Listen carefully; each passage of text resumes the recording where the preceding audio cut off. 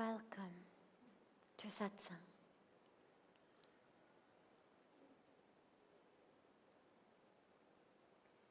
So beautiful to be together with you. And we haven't taken one of our questions that comes in advance. In the last many days, we've been in the midst of holy activity, but usually we begin satsang with a question that comes in advance from our family joining us online through this beautiful gift of technology. So we'll go back to that tradition, and then we'll open it up to any questions that anyone here has. And they will put, bayag microphone laga denge hai na? Perfect. And they're just getting a microphone that they will put here in the middle.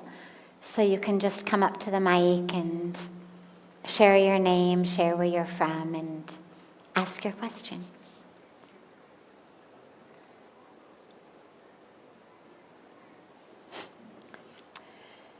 Sadhviji, I want to ask you if you always make good assumptions about people and think good about them, even if people break your trust or make a fool out of you. Do you still think good of them? Should I still think good of them? This is asked by our sister Ankita.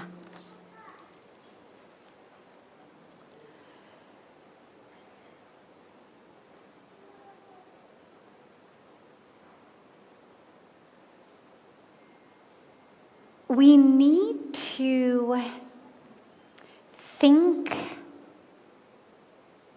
positively, but I'm going to give a caveat to that in a moment. But for right now, we need to think positively, not because what someone has done or how they act is actually something that we should feel okay about. But we need to do it so that our heart and our mind don't end up getting polluted and tainted and harmed based on other people's actions. And this is a really important distinction. It's not that we are saying be blind. It's not that we're saying be naive or be stupid or don't see what people are doing.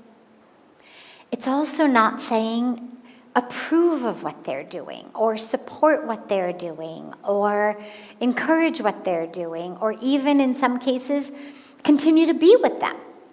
There's many times that people do things, especially when they do the same thing over and over again, that harms us, that we realize I can't be in this situation anymore. It isn't healthy. So saying to think good or to think well or to think positively does not mean that we ignore what's going on. It doesn't mean we approve of what's going on. It doesn't mean that we condone it. It doesn't mean that we stay in it. But it really means one thing and one thing only. My own heart, my own mind, is the world, the inner world that I live in. And as anyone who's ever gone to a meditation retreat or an ashram or the top of a mountain or a beautiful beach on the ocean front, only to discover that they're still stressed, or they're still angry, or they're still jealous, or they're still greedy, or they're still suffering from the games of their mind. Anyone to whom that's ever happened, which I imagine is all of us, because our minds come with us, and whether we're sitting on the top of a mountain, or on a beach, or at a meditation retreat, or in an ashram, if we are plagued by anger, resentment, judgment, pain, aggression, jealousy, whatever it may be, guess what? It comes with you. The airlines don't even charge extra for you to take it. considered free luggage, free baggage. And so we're stuck with it everywhere. Meaning you could be in the most beautiful place. You know, the Dalai Lama said something beautifully. He said, you could have the most beautiful penthouse suite on the top of the tallest building in town. But if you're depressed, all you're going to do is look for a window out of which you can jump. So wherever we are, we take ourselves with us. And the reason that this is so important is that our own mindset is the only thing that is with us other than our physical bodies, 24/7. The rest of the people in our lives, the positive influences, the negative influences, the ones that we wish we could have more time with, the ones that we wish we could have less time with, they're all with us for a certain period of time. Even if you work together, live together, sleep together, well, surely you each, go to the toilet separately. Surely there are moments where one of you runs an errand, or we are with our own minds more than we are with any other being on this planet. And so to make our minds our friends, to make our inner world a place that's conducive to peace, to joy, to wellness, is one of the most important things.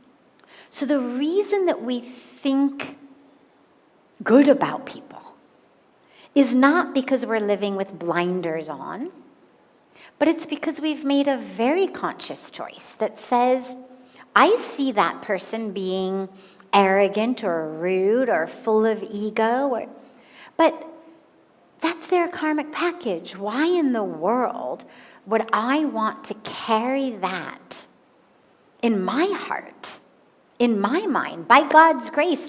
That's not my karmic package. Thankfully, that's not a problem I have. Why would I want to make it my problem? And when we take on other people's unskillful way of living, way of thinking, way of acting, we're literally taking on their karmic package, making it our own. It's like if somebody's sneezing or coughing in the train next to you or the bus next to you or whatever, and you're like, oh, hey, would you mind if I got in your lap and then you could cough or sneeze a little closer so I could be sure to get it? Why would you do that? The guy's sick. It's bad enough that you're this close anyway. Why would you want to catch what they've got? We put on masks, we, kind of go like this, or we turn our head when they cough, or we try to change seats.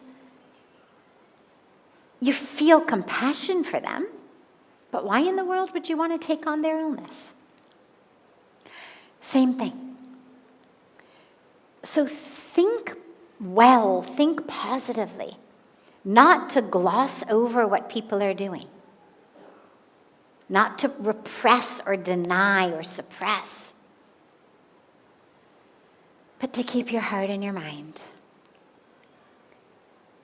positive, joy-filled, peaceful. And when I say positive, I'm going to keep emphasizing this because otherwise we end up with spiritual bypasses. Positive doesn't mean, don't tell me what's going on in the news because I need to stay positive. It doesn't mean I'm going to stay friends with, connected to this person who's doing not only things that annoy me, but actually really harmful things, just because I don't want to think about it. That's not spiritual, and it's not what positive thinking really means. Positive thinking does not mean we ignore the obvious. Swami Dayananda Saraswati-ji, who has since left his body tragically, but used to live in the ashram right across from us, across Ganga,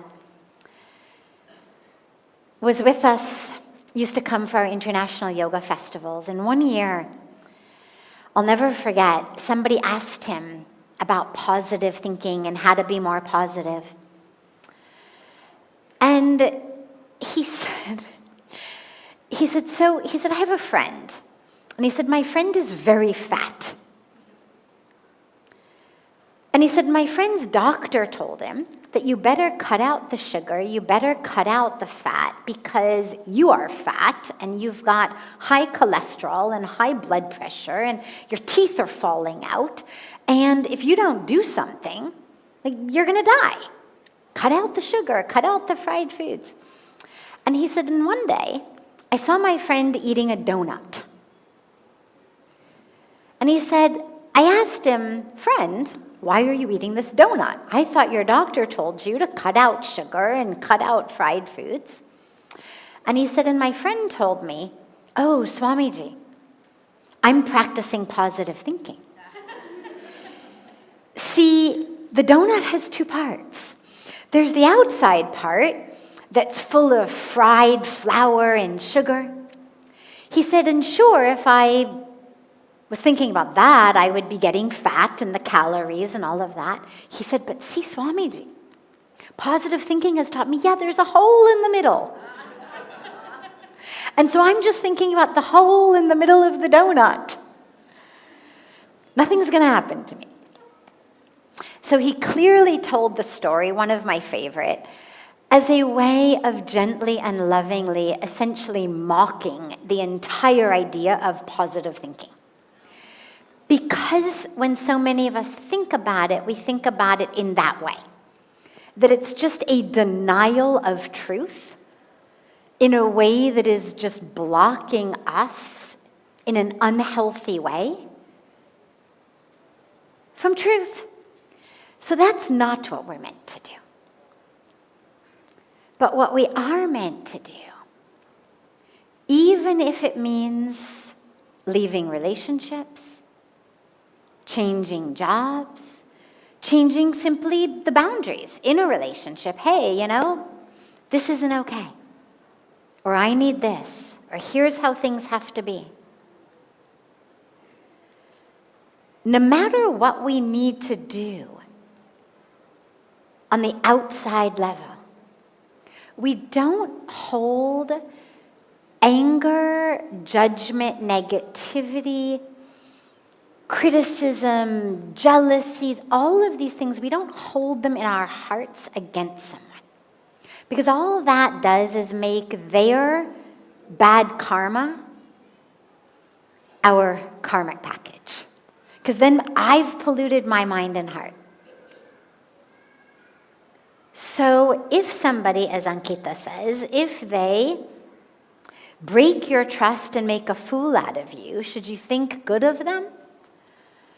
Yes, but you may not want to be friends with them anymore. Don't carry negativity in your heart, because that just makes your heart negative. But if they break your trust and they make fools of you, that may be a very unhealthy relationship. And you may need to excuse yourself from it or set some clear boundaries. But don't allow what they did by breaking your trust or making a fool of you. Don't allow your anger at that or your grudge about that to change your heart. Because whatever they've done it due to their own ignorance, ego, fear, confusion, their own karmic package. Don't take it on. Great. Other questions? Yes, of course. Just come to the mic and then you.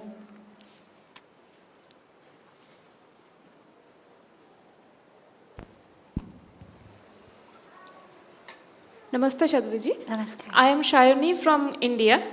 So my question is, how can we identify the purpose of our life? Like, this is the purpose, I need to do this. because there are too many things which are happening with us, like various jobs, various things. Like, then how can I identify that, yes, I need to work in this path? Great. Your highest purpose is to discover the truth of who you are, which is not your job. It's not your relationship. It's not your friends. It's not your hobbies. It's not your body. Who you are is one with the divine. If you were a wave, I would be telling you you are ocean. If you were a clay pot, I would be telling you you are clay. If you were a golden bracelet, I would be telling you you are gold. Doesn't mean that there can't be a beautiful bracelet. Doesn't mean that there can't be a nice pot. Doesn't mean that you can't have a great career, wonderful relationships. And they can also play important roles in the Dharma that you have come onto earth with. But the highest Dharma is to realize who you are. We call it God realization, self-realization, Atma Darshan, whatever you call it. Enlightenment, awakening. But to realize that. Once you know that, then whichever career you take, you'll be able to use that as a way of expressing the truth of who you are. Whatever relationships you get into, you'll be able to go into them from a place of fullness, of self-knowledge, so you don't become one of those people who's like, you ruined my day. I was so happy, and then you said, then you don't become one of those people. Because then nobody has the power to ruin your day. Because then you're just moving through the world. Engaged, absolutely. Connected, absolutely. Sincere, absolutely. But anchored, grounded in remembrance. It's not about becoming divine. It's about remembering we are divine. The wave remembering its ocean. Most of us live our lives like, oh, I'm the biggest wave and see all these people surfing on me, or oh, I'm such a little small wave and nobody even notices me, and even little kids don't run away and I'm nothing. And we live our lives with those sorts of identifications. But whether you are the little wave, the big wave, the surfer's favorite wave, the ignored wave, you're ocean. And that's the purpose of your life. And then figure out how to use whatever time you have here, whatever resources you have, whatever abilities you have, your time, your talent, your technology, use them to share love and share peace. Make sure that whatever you're doing, that it is something that is having a ripple impact of good on the planet. Doesn't mean you can't make money, doesn't mean that you have to just open up an NGO. There's lots of ways for our careers to benefit people. Find one. And then make sure in all your relationships that everyone who interacts with you, whether they live with you or sell you, a bag of carrots at the grocery store, that they are better for having had that interaction, that you have brought, even momentarily, a smile, an exhalation, some peace, a moment of presence, a moment of seeing, of acknowledging to everyone's life. Yeah. Yes.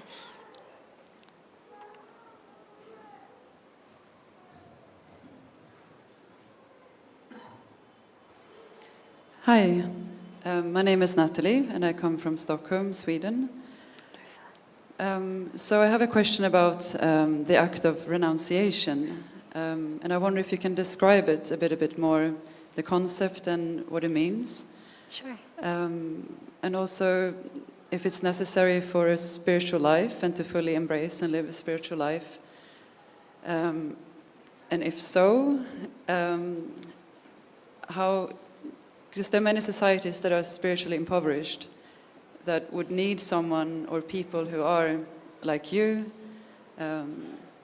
gurus, teachers, spiritual leaders, who are more in these societies where spirit is needed. So how, if you can just, it's a lot of questions, but Yeah, thank sure. you. So the path of renunciation.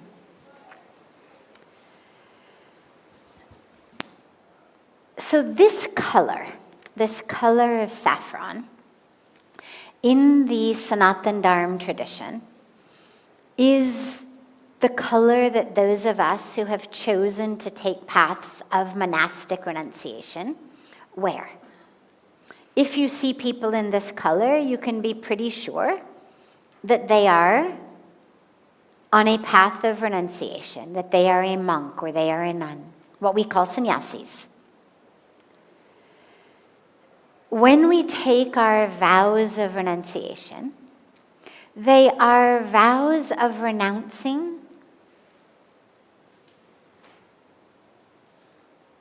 things like sex, those sorts of romantic relationships, personal ownership in a way of like, this is mine, attachments. That idea of these are my people, those are not. That's when you'll hear about a renunciation of family. It's not a renunciation of family as though I embrace everybody, but I push away my family. It's a renunciation of the lines between these are mine and these are not. Most of us have a sense of like, this is my family, these are my peeps, and everybody else is other. This is us, that's them. So it's a sense of renunciation of that. But here's the thing. Giving up sex, giving up ownership, it doesn't automatically make you a deeply spiritual person. And there's lots and lots and lots of spiritual people throughout history who were householders, having sex, owning things. So it's an oversimplification to believe that somehow giving up what we call worldly things will make you more spiritual. And that if you haven't, you are doomed to a life of not being spiritual. And our scriptures make it really clear. If you look at the Hindu scriptures, almost all of the divine incarnations, including Bhagwan Krishna, Bhagwan Ram, the main ones, almost all of the rishis, and the sages, not all, but almost, a huge majority, were householders. Traditional India, when kids would go off to gurukuls, there'd be the guru and the guruma, and it was not a sannyasi. It is one choice of life, like in all of the world's religions, or most of them. There's a segment who choose a path of monastic renunciation. We take it like our dharma. And for me, that was how it felt. From the beginning, it felt like that is the path I am meant to walk. It was never forced on me. Puja Swamiji never said, I think you should do this. It wasn't a matter of like, oh, now you're climbing the spiritual ladder, now it's the time for you to renounce. It was none of that. I felt deeply within me that that was very clearly the next step of my life. And one of the ways that I knew that it was true was it was actually quite easy. I was not an abstainer by habit. And if it had been difficult, I'm not sure I would have done it. I was 29 when I took vows of renunciation. So if it had been difficult and it had felt like I was giving up things that really mattered to me, I don't think I would have done it. But one of the ways that I knew it was so clear that it was my Dharma was how easily and nearly effortlessly I gave it up. People used to say to me, you know, nobody wants to say the sex word, so they wouldn't say it quite like that, but they would say things like, but don't you miss your former life?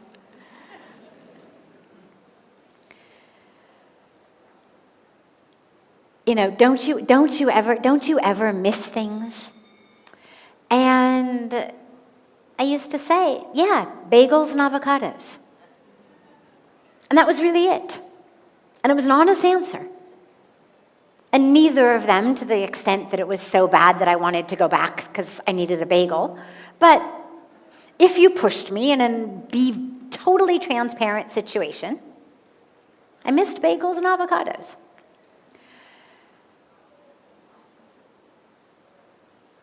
For people for whom that is not their Dharma, which is the vast, overwhelming majority of people, including the overwhelming majority of spiritual people. The only requirement, the only thing we have to renounce in order to be deeply spiritual, and especially to be able to minister to other people and help other people spiritually, the only thing you have to renounce is an attachment to the story you tell yourself about your separateness, because that keeps you separate from God, it keeps you separate from others, and it keeps you separate from your true self. That's the only renunciation that is actually required. A renunciation of the attachment to, this is who I am, this is what I need, I know who... That drama, that's going to keep you stuck.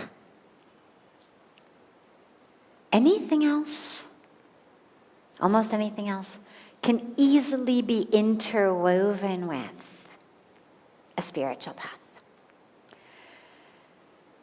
With regard to the last part of your question of being out of the world or in the world, here's what I've seen, and here's what Puja Swamiji has taught me and others.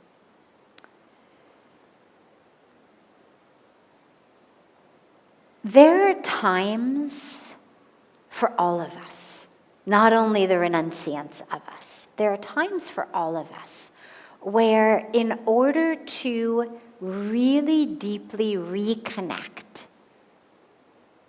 with the core truth of who we are,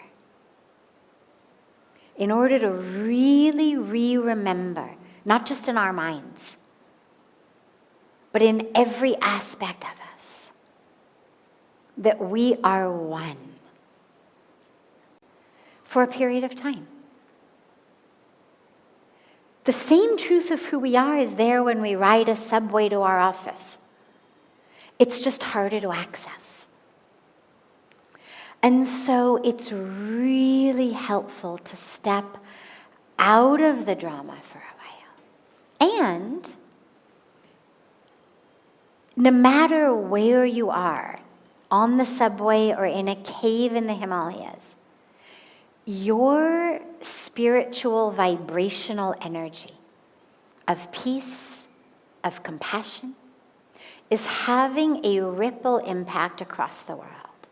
And so those who choose to continue to live just in the caves, just in the mountains, just in solitude, their meditation is still having a powerful ripple impact onto the world. And we are at a time today in which I deeply, deeply, deeply believe it's an all hands on deck time.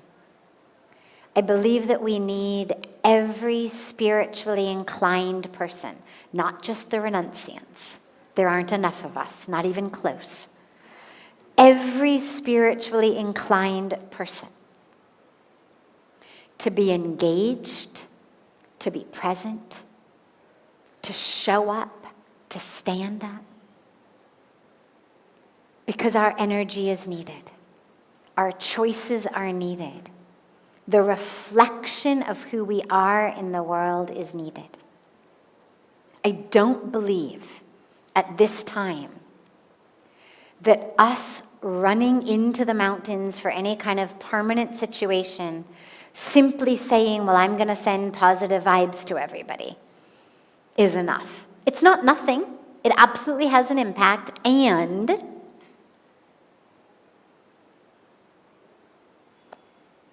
we need more right now.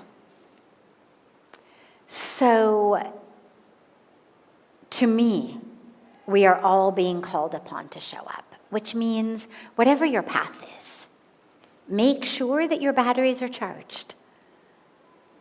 If you feel like your dharma is that, where you're going to be more effective to yourself in your expansion and growth and to the planet, by fully pulling away from all things of the world in terms of families and jobs and ownership and sex and relationships and whatnot, welcome.